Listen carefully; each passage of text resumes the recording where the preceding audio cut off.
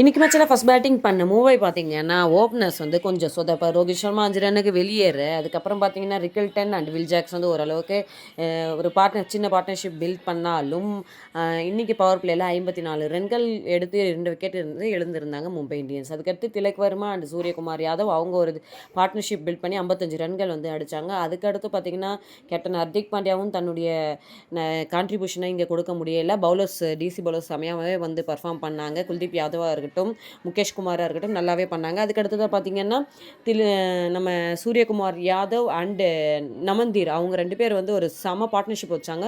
அதாவது 17-18 ஓவரில் 130 ரன்கள் மட்டுமே அடித்து 150 அடிப்பாங்களா அப்படின்ற ஒரு டவுட் தான் வந்து இருந்தது. அதுக்கப்புறம் 2 ஓவரில் 48 ரன்கள் அடித்து ஒரு 180 அப்படின்ற ஒரு ஸ்கோரை செட் பண்ணி 181 அடித்தா வின் அப்படின்ற இலக்கை தான் வந்து டிசிக்கு செட் பண்ணியிருக்காங்க. பார்ப்போம், சூப்பராக பர்ஃபார்ம் பண்ணுற ஒரு டீம் அந்த 4வது எடுக்க பிடிக்கும். மேட்சில் பங்காளிங்க ஜெயிப்பாங்கன்னா ஒரு லைக்கை போடுங்க, இல்லை டிசி ஜெயிப்பாங்கன்னா சப்ஸ்கிரைப் பண்ணுங்கள்.